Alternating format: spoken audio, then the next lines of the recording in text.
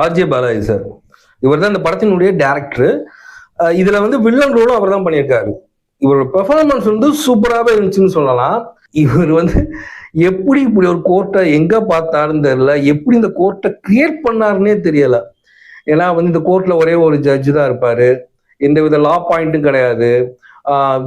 அதாவது ஆர்குமெண்ட் பண்ணி ஜெயிக்கிறதெல்லாம் கிடையாது. பேஜ் நம்ம 6 பாருங்கன்னா அந்த ஜட்ஜுக்கு ஒரு செட்டில்மெண்ட் இருக்கும். ஏன் எதுக்கு திடீர்னு கோர்ட்ல வந்து கார்லாம் பிளாஸ்ட் ஆகும், இதெல்லாம் யாருமே கேட்க மாட்டாங்க.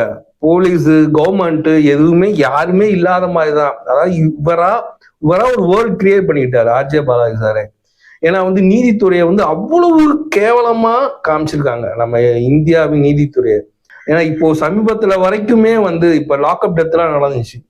அதுக்கெல்லாம் வந்து அதுக்கு உடந்தையா இருந்த போலீஸ்காரங்களை வந்து கோர்ட் வந்து தண்டிச்சிச்சு. ஒருவேளை வந்து எல்ஐகே மாதிரி ஒரு ஃபியூச்சர்ல அப்படின்னு ஒரு ஃபேண்டசி மூட்ல காமிச்சா ஓகே.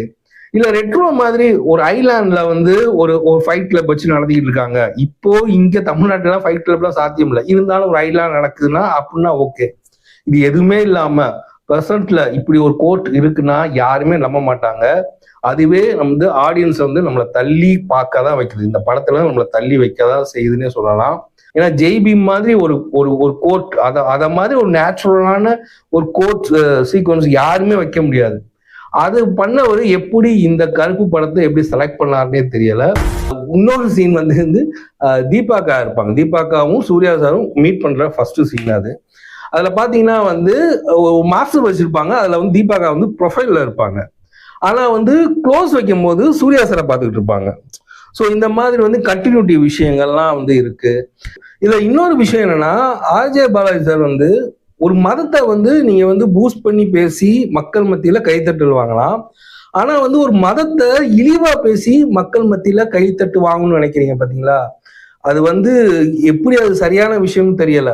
ஏன்னா வந்து மூக்குத்தி அம்மன்லையும் சரி, வீட்டுல விசேஷங்களையும் சரி, எல்லா படத்துலையுமே கிறிஸ்டியானிட்டியை வந்து நீங்க ரொம்ப தாக்கி தான் இவர் வந்து டயலாக்ஸ் எல்லாம் வைக்கிறாரு. அது ஏன்னு தெரியல, அவர் எந்த விதத்துல பாதிக்கப்பட்டாருன்னு தெரியல.